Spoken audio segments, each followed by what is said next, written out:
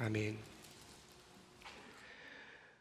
방금 전 함께 읽은 시편 120편은 여호와여 거짓된 입술과 속이는 혀에서 내 생명을 건져주소서라고 기도하는 2절부터의 내용만 놓고 본다면 자신이 당하고 있는 고난을 아뢰며 하나님의 도우심을 간구하는 탄원시라고 말할 수 있습니다. 그런데 본문의 저자는 현재 자신이 당하고 있는 고통스러운 현실을 하나님께 아뢰기 전에 과거에 하나님의 도우심을 경험했던 기도 응답의 체험을 먼저 언급하고 있습니다. 이러한 형식은 시편의 시들 중에 감사시에서 볼 수 있는 모습입니다. 그렇다면 본문의 저자는 1절에서 내가 환난 중에 여호와께 부르짖었더니 내게 응답하셨도다 라고 고백하고 있습니다. 그렇다면 여러분, 본문의 저자가 자신이 겪고 있는 현재의 고난에 대해 하나님의 도우심을 간구하기 전 과거에 경험했던 기도 응답의 사건을 먼저 언급하고 있는 이유가 무엇일까요? 그것은 과거에 내 기도에 응답하사 환난 가운데서 건져주신 하나님이 이번에도 은혜를 베풀어 주실 것이라고 기대와 확신을 보여주고 있는 것입니다. 또한 영원하시고 동일하신 하나님이, 그 능력과 사랑이 변함이 없으신 하나님이 과거에 나를 어려움 속에서 구원해 주셨으니 이번에도 나의 간구를 들으시고 구원해 주시기를 원하는 하나님께 호소하는 내용이 담겨 있는 것입니다. 그렇다면 여러분, 오늘 본문 1절과 2절을 통해 우리는 두 가지 영적인 교훈을 살펴볼 수 있습니다. 하나는 우리의 삶에서 고난과 환난은 한 번이 아니라 여러 번 찾아온다는 사실입니다. 우리가 살면서 경험하는 고통과 근심의 시간은 한 번 극복했는가 싶으면 또다시 찾아옵니다. 다시 말해 우리의 인생은 문제의 연속이라고 말할 수 있습니다. 게다가 우리가 당하는 고난은 매우 부당한 것일 수도 있습니다. 그리고 엎친 데 덮치다, 설상가상 이런 말이 있는 것을 보아도 알 수 있듯이 우리의 삶에 난처한 일이나 불행한 일들이 잇따라서 일어나기도 합니다. 그래서 미국의 유명한 정신과 의사이자 베스트셀러 작가이기도 한 스카펙은 인생은 고해이며 삶은 어렵고 고통스러운 것이다 라고 표현하기도 했습니다. 그런데 여러분, 이것은 하나님의 자녀라고 예외가 아닙니다. 그리스도인이라고 인생의 고난과 고통에서 면제받는 것은 아니라는 말입니다. 그러므로 이 사실을 인정하는 것이 삶의 문제를 극복하고 승리함으로 나아가는 첫 번째 단계입니다. 또 한 가지는 그렇게 인생의 고난과 환난을 경험할 때 하나님의 자녀들은 기도해야 한다는 것입니다. 1절에는 부르짖었더니라는 단어가 등장하고 2절에는 건져주소서라는 단어가 있습니다. 그런데 여러분, 본문의 저자가 누구에게 부르짖었고 누구에게 건져달라고 기도하고 있습니까? 바로 여호와 하나님입니다. 물론 우리는 고난과 고통을 당할 때 가까운 사람들에게 내 힘든 마음을 하소연할 수도 있고 친한 사람들에게 도움을 요청하기도 합니다. 그럴 수 있습니다.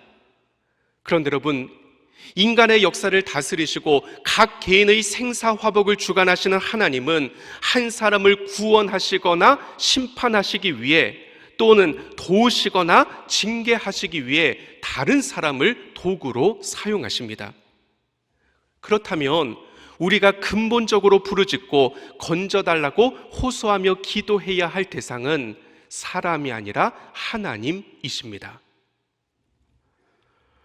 로고테라피의 창시자이자 20세기를 대표하는 정신의학자인 빅터 프랭클의 제자로 임상심리학자이자 작가로도 널리 알려진 엘리자베스 루카스라는 사람이 쓴 기쁨 사용법이라는 책이 있습니다.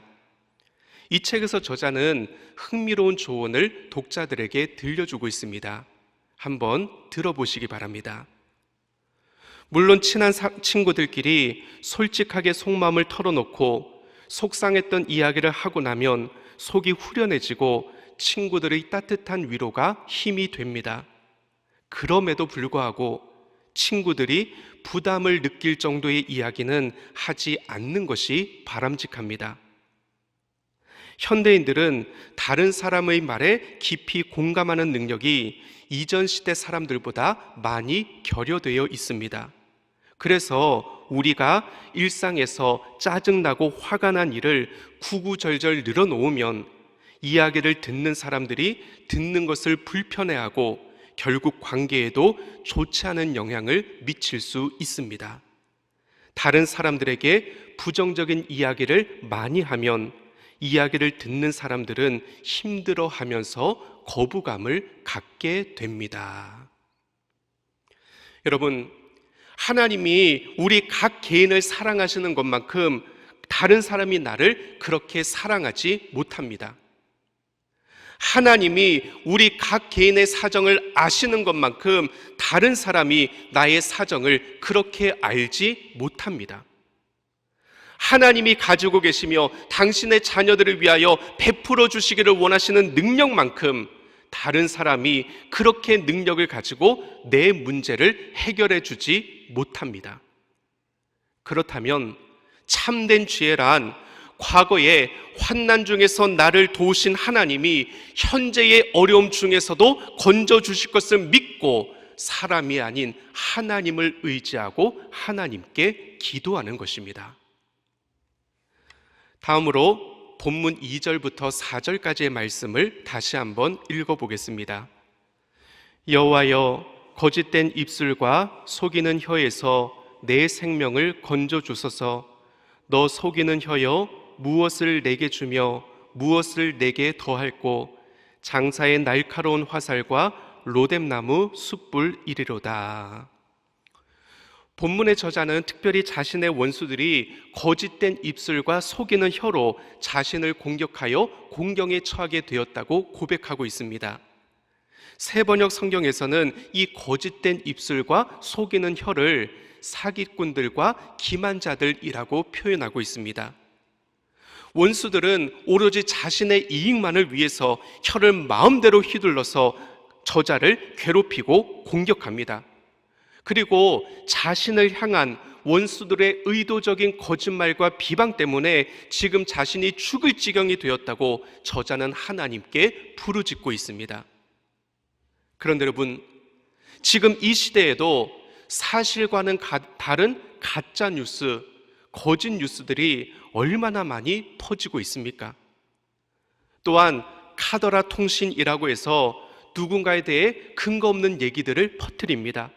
그리고 결국 그 얘기들이 사실이 아닌 것으로 밝혀지면 아니면 말고 하는 식으로 대수롭지 않게 넘기려고 하는 일들이 다반사로 벌어지고 있습니다. 심지어는 사실이 아닌 것을 알고도 상대방을 싫어하는 내 마음 때문에 그 사람에게 피해를 주기 위한 목적으로 거짓말로 다른 사람을 공격합니다. 또한 자신의 욕망을 충족시키기 위해 본색을 숨기고 숨기는 말로, 속이는 말로 사기치고 배신해서 상대방의 삶과 영혼을 파괴하려고 하는 그런 악한 사람들이 이 세상에 많이 있습니다. 상대방의 기분과 인생을 망치려고 악성 댓글로 언어폭력과 살인을 저지르는 사람들이 인터넷과 온라인 시대가 되면서 늘어나고 있습니다. 또한 정치인이나 유명인만이 아니라 요즘에는 일반인들도 명예훼손이라는 명목으로 서로를 고소하고 법정에 서는 일들이 파다한데, 이 또한 사실이 아니거나 진의가 왜곡된 말로 상대방을 공격하는 일에서 발생하는 일들입니다. 그런데 여러분, 우리가 염두에 둬야 할 것은 거짓말과 속이는 언어로 자신을 공격하여 어려움에 빠지게 한 원수들 때문에 본문의 저자가 낙심하거나 절망하지 않았다는 것입니다.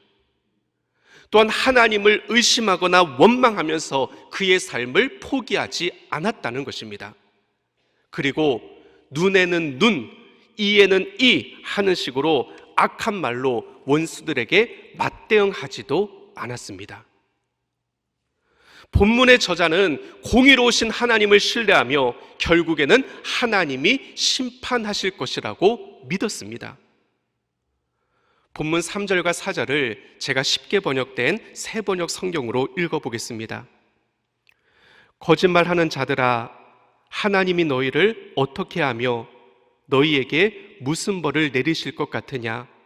그가 날카로운 화살과 벌겋게 타는 숯불로 너희를 벌하시리라. 여러분, 아시는 것처럼 화살은 한 번에 상대방을 죽일 수 있는 강력한 무기입니다. 그리고 로뎀 나무는 그 뿌리가 열을 오랫동안 간직하는 성질을 가진 나무로서 고대 근동에서 수초로 많이 애용되었습니다. 그렇다면 지금 저자는 거짓말하는 입술과 속이는 혀로 자신을 괴롭게 만드는 원수들을 하나님이 언젠가는 큰 고통과 지속적인 고통으로 징계하실 것이라고 믿음으로 고백하고 있는 것입니다. 그런데 여러분, 이러한 본문 저자의 모습은 우리 구주 예수님의 모습을 연상하게 해줍니다. 베드로전서 2장 22절과 23절은 예수님이 이 땅에서 고난 당하실 때의 모습을 다음과 같이 묘사해 주고 있습니다.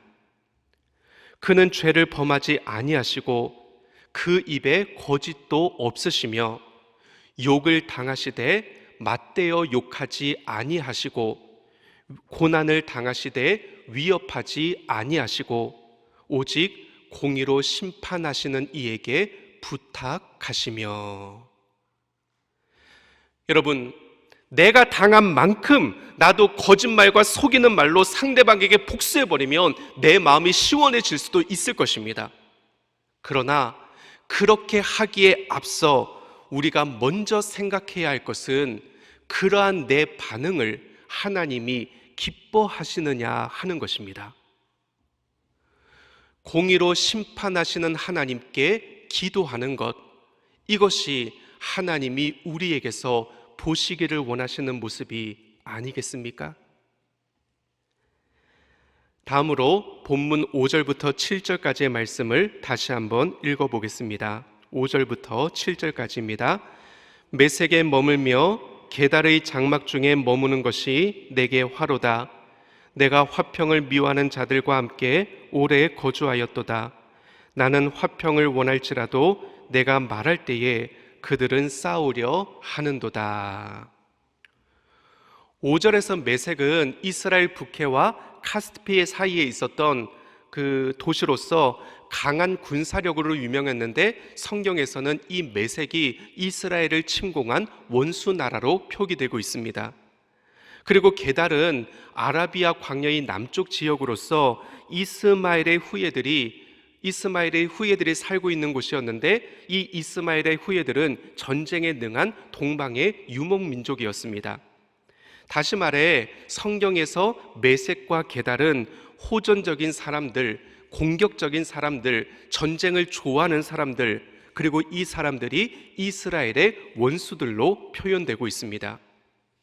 그렇다면 이 구절들은 하나님의 백성인 이스라엘이 주변의 원수국들에 의해 둘러싸여 있는 모습을 보여줍니다. 그런데 이 나라들은 화평을 싫어하고 칼을 들고 전쟁하기를 좋아하는 나라들입니다. 조금 다른 시각에서 보자면 본문의 저자가 어쩔 수 없는 사정에 의해서 오랫동안 하나님을 믿지 않는 이방인들의 땅에 살게 되었는데 그 땅에서 그 이방인들과 오랫동안 함께 살아가게 된 그 형편을 우리에게 이야기하고 있는 것입니다. 근데 이 이방인들은 포악하고 거짓말하는 말로 저자를 공격함으로 지금 저자에게 고통을 가하고 있다는 것입니다. 그런데 이러한 삶의 환경에서도 본문의 저자는 이웃과 화평하게 지내기를 선택했습니다. 저자는 화평을 사랑하는 사람이었습니다. 그래서 그들과 화평하게 지내기 위해 노력했습니다. 비록 그의 이웃들은 그에게 정반대의 반응을 보여주었지만 본문의 저자는 화평하게 살아가기를 포기하지 않았다는 것입니다. 사랑하는 여러분, 혹시 여러분들 주위에 이런 사람들이 있습니까? 여러분들이 모든 예의를 다해서 인자하게 말하고 좋은 방법을 제안하며 화평하게 지내자고 손을 내밀었지만 오히려 나를 비방하고 나에게 분노를 표출하는 사람들 말입니다. 지금 이 땅의 모습은 하나님의 사람들이 진심을 다해서 선을 행하고 나라를 위해서 안타까운 심정으로 기도하고 고통받고 신음하는 이웃들을 위해 정성을 다해 돕고 섬겨도 그리스도인이라는 이유만으로 적개심을 표현하고 호전적인 반응과 도를 넘는 비난을 하는 사람들이 많이 있는 이 땅의 현실입니다.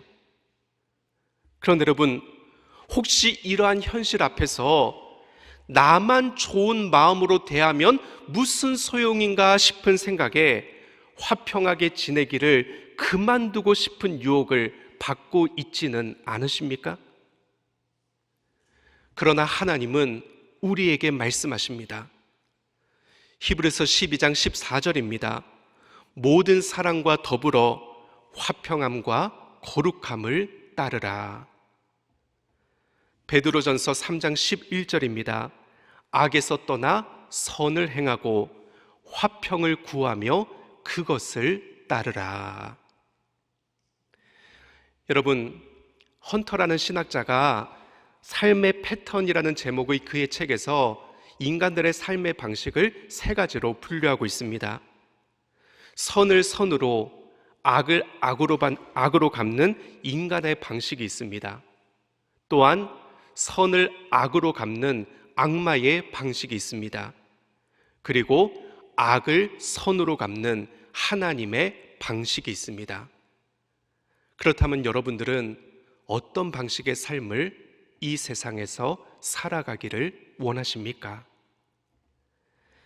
사랑하는 여러분, 간절히 바라기는 하나님의 심판과 구원을 잠잠히 기다리는 가운데 어디에 있든지 어떤 사람과 함께 하든지 다툼이 아닌 화평을 선택하고 날마다 화평의 씨앗을 심어가는 우리 소망의 가족들 다 되시기를 주님의 이름으로 축원합니다.